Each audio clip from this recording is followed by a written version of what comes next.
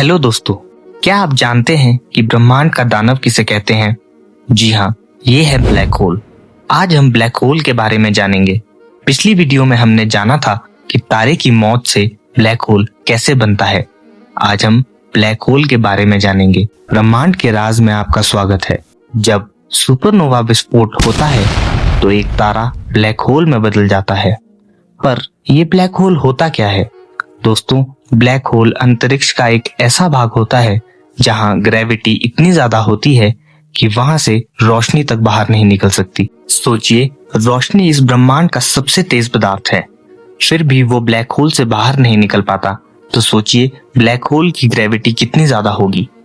Black hole mainly 4 प्रकार का होता है: primordial black hole, stellar black hole, intermediate black hole और सुपरमैसिव ब्लैक होल।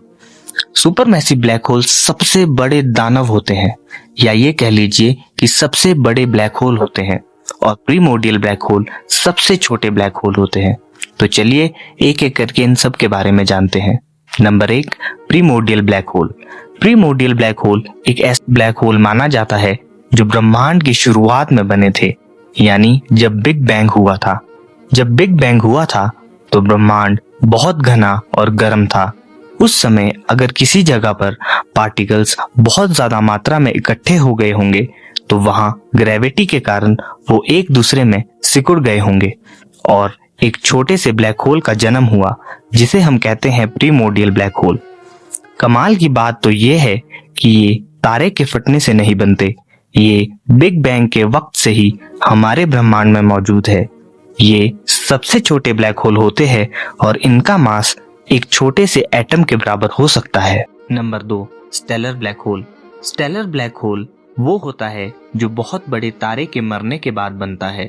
इसका मास आमतौर पर हमारे सूरज से 3 से 100 गुना तक हो सकता है। वैज्ञानिक मानते हैं कि हमारी गैलेक्सी में लाखों स्टेलर ब्लैक होल्स मौजूद है। यह black hole primordial black hole से बड़ा होता है। Number 3, intermediate black whole. ये ब्लैक होल वो होता है जिनका मास स्टेलर ब्लैक होल से ज्यादा होता है, लेकिन सुपरमैसिव ब्लैक होल से कम होता है। इनका मास लगभग 100 से 1 लाख सूर्यों के बराबर हो सकता है। ये ब्लैक होल बहुत दुर्लभ होते हैं और इनको ढूंढना बहुत कठिन होता है। वैज्ञानिक मानते हैं कि ब्लैक होल एक दूसरे से मिलकर सुपरमैसिव ब्लैक होल को बनाते हैं। Number 4, supermassive black whole. यह हमारे ब्रह्मांड के सबसे विशाल और सबसे बड़े ब्लैक होल माने जाते हैं। वैज्ञानिक मानते हैं कि हर गैलेक्सी के सेंटर में एक सुपरमैसिव ब्लैक होल होता है। इसका मास लगभग लाखों से अरबों सूर्यों के बराबर हो सकता है। हमारी गैलेक्सी मिल्की वे के सेंटर में भी एक सुपरमैसिव ब्लैक होल है, जिसका नाम है सैजिटेरियस ए। ब्लैक होल बहुत बड़े दानव होते हैं जिनकी ग्रेविटी बहुत ज्यादा होती है।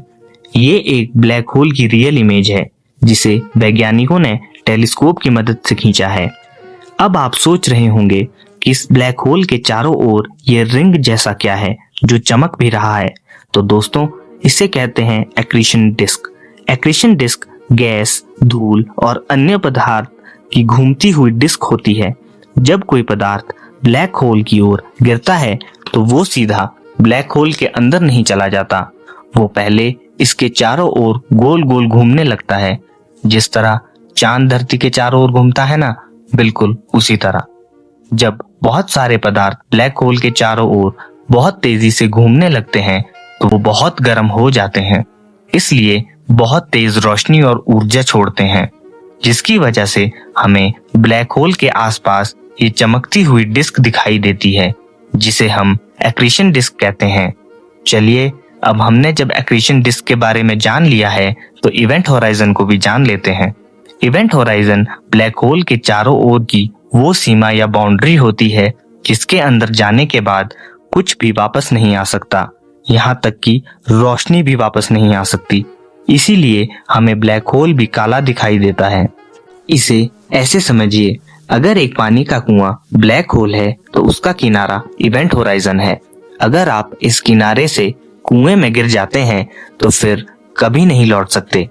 चलिए, अब आपको ब्लैक होल के बारे में कुछ चीजें पता लग चुकी है। अगली वीडियो में हम जानेंगे सिंगुलैरिटी के बारे में, ब्लैक होल के बारे में और उसके पास टाइम क्यों रुक जाता है और हमें ब्लैक होल काला क्यों दिखाई देता है, और भी बहुत कुछ। अगर आपको ये वीडियो पसंद आया है तो प्लीज एक लाइक, कमेंट और सब्सक्राइब जरूर कीजिएगा। धन्यवाद।